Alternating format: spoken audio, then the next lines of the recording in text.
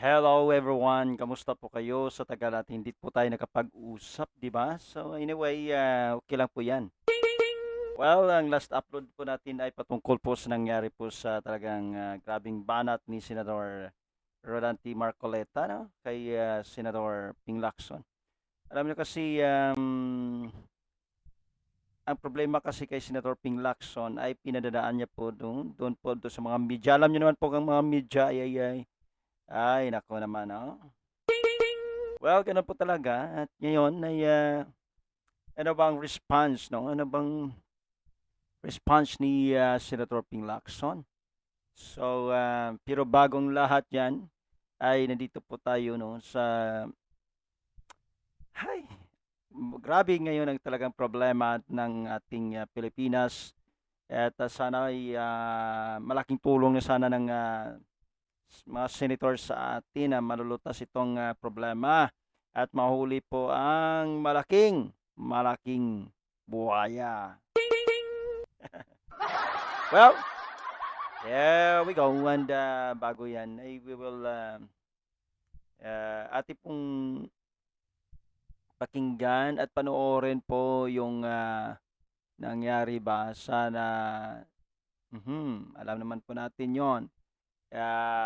Yung, video mula po sa Senate, sa saan po ay, talagang okey sige nga, Totoo panoorin po naman ba natin. kayo po ay nagde-deliver po ng pera doon po sa bahay ni Congressman Saldico? Meron daw pong isang tao. Matagal na po niya kung gustong kausapin para sa isang paglalahad. Ito pong mga driver na ito, si Andre Balatbat, Christian Santiago, na binanggit po ni D. Alcantara na nagde-deliver po ng pera kay Congressman Saldico. Totoo po ba na kayo po ay nagde-deliver po ng pera doon po sa bahay or sa condo ni Congressman Saldico? Isang beses lang po ako nakapag-deliver doon. Mga nasa 6 to 8 na maleta po. Saan niyo po dineliver yung mga maleta na yon?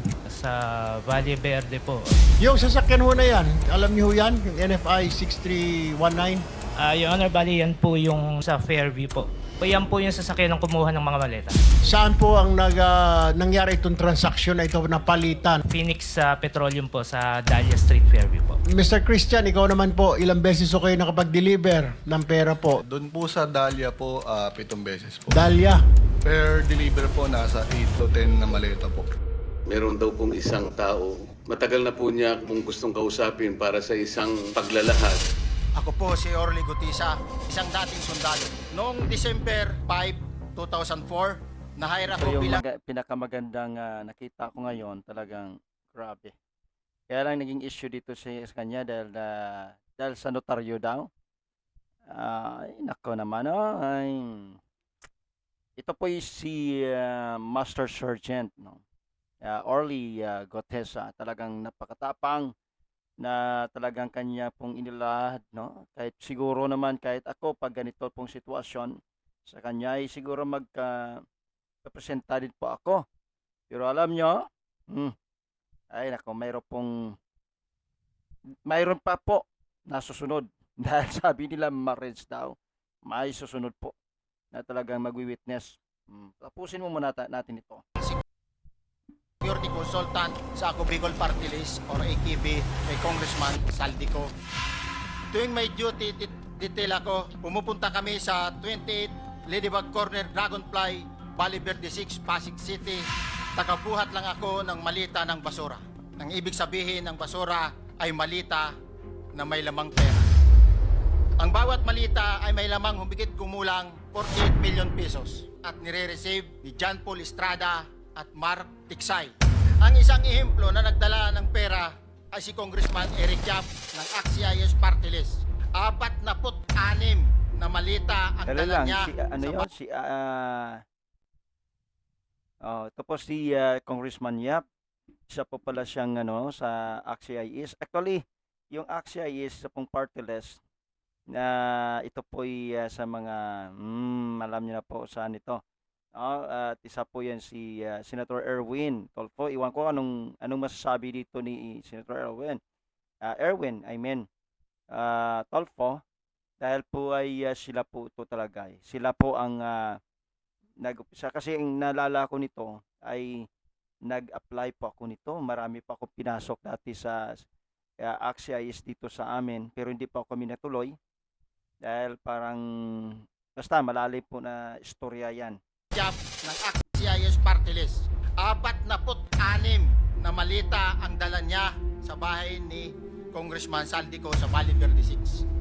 Pagkatapos mabilang, sinakay namin sa mga sakyan patungo sa Horizon Residence sa Taguig at dumiretso kami sa basement upang may baba ang nasabing basura. Nag-akyat kami ng 46 na malita. Ibababa lamang namin ay 35 malita para i-deliver sa bahay ni House Speaker Martin Romualdez sa 14 Hindi basta-basta itong hindi basta-basta itong pag-witness ni Ortiz ni Gutesa. Kasi talagang binanggit na dito si Martin Luther. Ay, sorry. Bakit Martin Luther? Martin Romualdez pala. Ano ba naman ako? Well, pasensya po. So, yan po ang sinabi ni Master Sergeant, no? Orly Gutesa, grabe. Hindi ito biro. Talagang, grabing impact. McKinley Street, Taguig. 3 beses ako mismo ang nag-deliver ng basura sa bahay ni Congressman Saldico at sa mga bahay ni Speaker Romualdez. Alin-aling bahay Yung ang 42 pinagdideliveran mo sa panig ni former Speaker Martin Romualdez? kung nakaraan, 19 Nara, yung dating bahay ni Michael Yang. Nabili ni Speaker Martin yung bahay ni Michael yan? Allegedly, Your Honor. Yan ba si Paul na binabanggit mo? I confirm, Your Honor. Yun nga po, Your Honor. Sino yan? Mark Tiksahi, Your Honor. Totoo po Yan ba po. kayo po ay nagdi-deliver po ng pera doon po sa bahay ni Congressman Saldico? Yan po ang nangyari, di ba? Totoo po ba kayo po ay nagdi-deliver? Isang beses lang po ako pag-deliver. Mga nasa 6 to 8 na malita. Ito, nakaraan talagang tumpak talaga, malta-malita po, no? Ang istorya ay nagkakaroon po ng dugtong na. Nagkakaroon po ng dugtong sa istorya na sinalaysay po ngayon.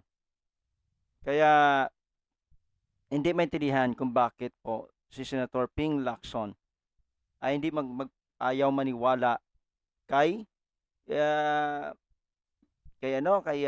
sa isa pang Marine na si Orly Gutesa. I don't know, no? At ginawan po ng paraan ng itong sinaliksik po patungkol po sa notaryo. Pero sabi po naman ng ibang mga nag-search pa ako sa ibang mga abogado, sa lahat ng mga abogado na mga vlogger din. No, ang kanila pong ang kanila pag-uunawa pagdating po sa notaryo, wala naman pong problema sa notaryo yon dahil nag-oath po siya sa Senate. 'Di ba, nag-oath siya sa Senate, ibig sabihin, yun po ang talagang mabisa. Dapat pa lang sana, para sa aking pag-intindi, nung present, no, pumasok doon si Orly Gutesa, dapat hinarangan na po ni Senator Ping Lacson kung ano pang salaysay nito, kasi hindi po maganda talagang naging imahe ni Senator Ping Lacson. Ako sa aking pagtingin, pasensya lang. It is my freedom of speech, freedom of nasasabi po, kasi we are all isa po tayo dito na dapat po na tayo'y bantayan. Kaya po talagang naging halata na rin po si Senator Ping Lacson. I don't know bakit naging ganito si Senator Ping Lacson. At siyempre sabi naman ng iba dahil po hindi na po magandang mga salita na ito na nangyari at talagang naging halata na po sa iba. Kahit pa ako, masasabi po talaga na parang iba na po iba na pong ihip ng hangin. Kaya po ay I will side to Senator Rodan T. Marcoleta. Dapat po talaga na popakin po ang itong mga nangyari, no? At tipong bigyan din po yan ng video reaction po na talagang bumanatin po si Senator Chis Escudero dahil po bakit natatakot ba kayo? Tulad pong sinabi din ni Senator Marcoleta, natatakot ba kayo kay Martin Romualdez? Ano bang kinatakutan ninyo? Sinasabi na ngayon kasing ibang senator parang takot lalo na pong nasandyan na sa SP, no? At saka dyan sa Blue Ribbon Chairman. Ngayon na po ay lagi niyong ginagamit yung salita ng taong bayan. Ngayon na po ito. Kami po ang nagsasabi. No, parapin si Romualdez. Nag-resign siya as a House Speaker. Ngayon ito na po. Parapin po siya sa taong bayan. Hindi po yung puro na lang po pag parang nako. Nako, pati po si Mayor Magalong ay tinanggal na po sa ICI ba 'yon?